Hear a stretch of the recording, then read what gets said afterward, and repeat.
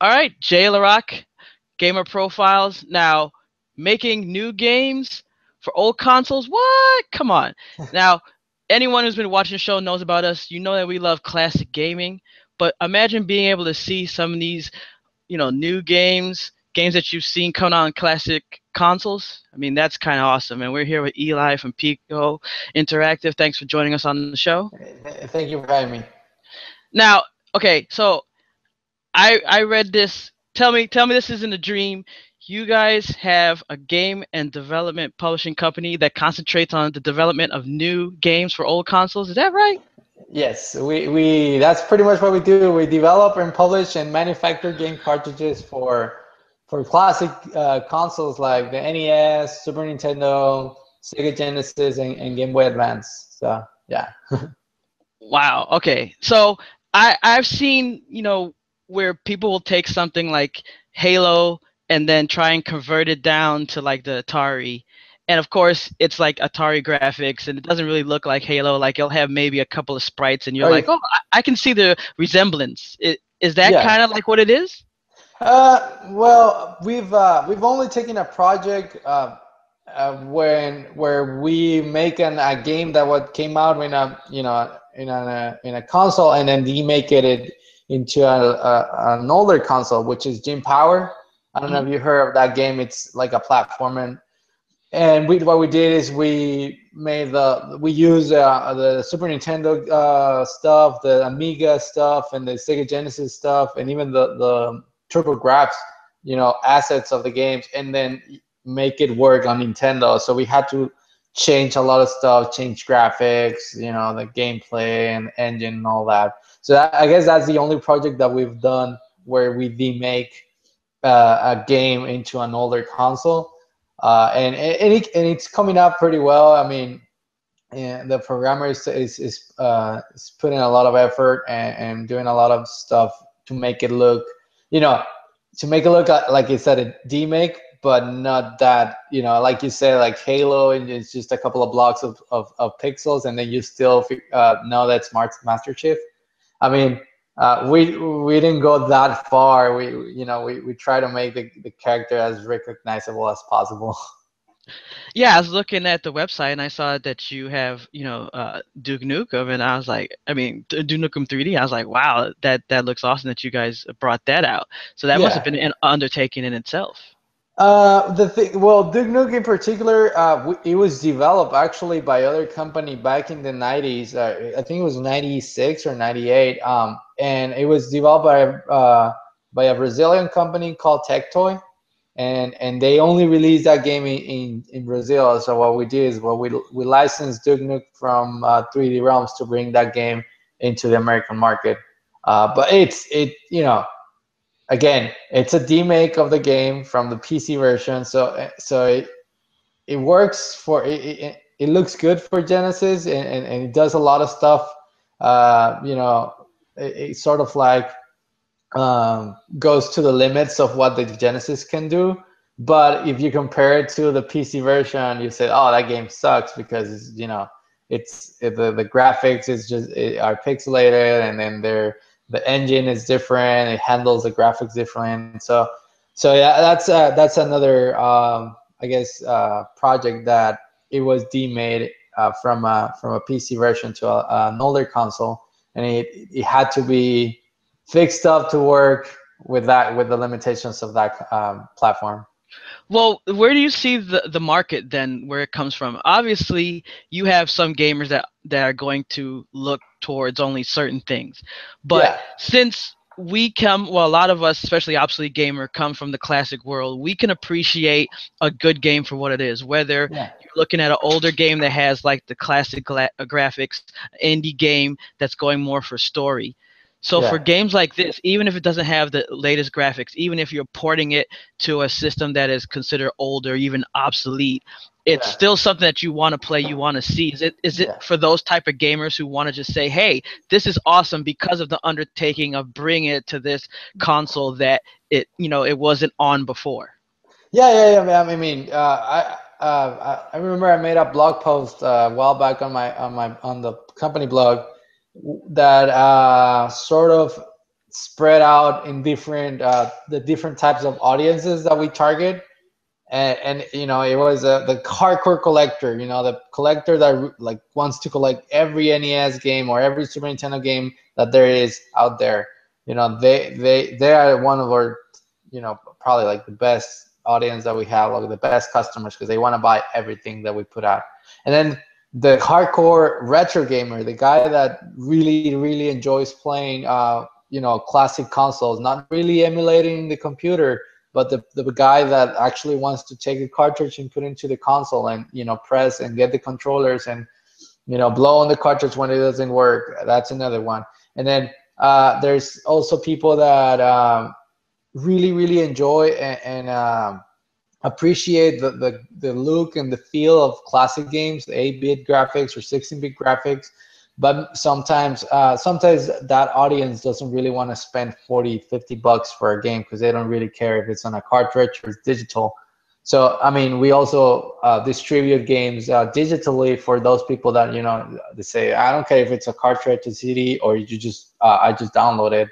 So that's another audience. So we try to spread out our games and distribute them to different audiences, so everybody that may appreciate it gets you know, they are able to do so under the best circumstances that they could be their cartridges or complete collectible, complete in box collectible, or just digital download. So how did you come to want to do something like this? Because I was looking, you know, on PikoInteractive.com and looking at the different things. So I Yeah, mean, there's a collector aspect, and then, you know, obviously you have a love like classic games, classic consoles. yeah. So is it just comes from a background of, you know, playing these games, you know, loving these type of classic games as well, and then it made you say, hey, I want to also see if I can bring these newer games, different types of games to classic systems? Yeah, it's sort of like a mix of everything because, you know, I played these games all my life since I was a little kid, and especially because I was born and raised in Mexico. We got everything very late. You know, people in the United States and Japan were already playing, or you know, the Super Nintendo was already, you know, a couple years in. We barely were seeing new games for NES or stuff like so. So I played I guess I never stopped playing classic games. By the time people were on the GameCube, I was barely playing Smash Bros. So on 64. So you know, that sort of need or me being so used to playing classic games just led into me collecting more. When I moved to the US, I started collecting more game cartridges because, you know, we in Mexico we didn't get a lot of the titles. So here I was like, oh, there were 700 NES games. I only knew like 20. So I started, you know, and from there I started getting involved in more in the retro gaming community, collecting games, and then I started trying to make my own game. And one thing led to another until I, you know, decided, you know, I think I can make this work. We could release games not only in cartridges for the retro gamers, but also we can emulate them on PC or even mobile, and still be, you know, be able to make it work for everybody. Was there like a favorite classic game that you really loved, like growing up, like one of your top There's favorite two, ones? yeah, there's two that I would mention. It's the first one is Flashback. I don't know if you play that Oh one. yes. Flashback. It came out in everywhere, like Super Nintendo, I think Genesis, Amiga, PC. That game is great. I think it's one of the from the 90s is one of the most complete games that, you know, that I played. And then another one that I really enjoy is Cold Shadow, Maui Mauler Cold Shadow. It's for Super Nintendo. Ooh, It's that one I didn't really, play. yeah, just check it out. It's like a $10 cart, or you know, it's not that expensive, and it's like the Donald Duck, and then you turn into a ninja. So it's a platform, and sort of like a little bit of a Metroidvania feeling, but it's a really good game. You know, I really recommend you play it, and the watchers too. So we're here in Miami, and that's one of the things that we noticed is that when we got to really get going with Obsolete Gamer. We talked to a lot of people in Europe and Latin America, and we found that that was where you really saw a lot of people get into classic gaming more. You saw people talk about the Amiga, the Commodore. I mean, in Yeah, America, you still have a big classic gaming community as well, no doubt. But we saw a lot of people say, hey, we were still playing these games. A lot of games were not coming out as quickly in those countries, and we really had that big classic gaming community. We didn't even see it as classic gaming over there. That was just yeah, gaming for us. So, yeah. for you, especially in Mexico, can you just tell us a little bit more about, that type of community, the gaming community that you saw, from Mexico? Well, I grew up in a really small town, probably like 15,000 people. And not everybody had a console. Like I remember the first Super Nintendo in town was my cousin, and everybody was freaking out. Like people that were peeking on the window, trying to see what he was playing and stuff like that. Like all the other kids in the block. So for us in Mexico to be able to see a new game or go buy a new game, we had to travel 4 hours to a major city, Monterrey, or get a subscription on the Club Nintendo magazine, which was Nintendo Power here. They had like the counterpart in Mexico called Club Nintendo, or watch TV and there was this TV show called Nintendo Mania, and the guy that was the host of that game was probably like the person that made Nintendo to consider the Mexican market. And thanks to him, Nintendo was, they decided that, okay, let's try Mexico. Let's see if we could sell consoles and cartridges. And that's his show is a really, really big part of our culture. Like if you talk to anybody that plays video games now and you ask him, oh, do you watch Nintendo Mania when you were a kid? It was like, yeah, I mean, everybody watched that. It was in public television. So all those things really, really, come together and make it the whole, I guess, I don't want to say Mexican community, but I'd say Latin American community. All the things that we saw, all the things that we didn't saw as well, because we didn't see a lot of games. I remember when I bought Zelda for NES, my dad brought a JCPenney catalog from a border town here in the United States. He brought it to Mexico and he was like, okay, pick a game. And I remember it was Mario 3 and Zelda that were over there. And I picked Zelda. So, we had to go through all this effort to play games back then.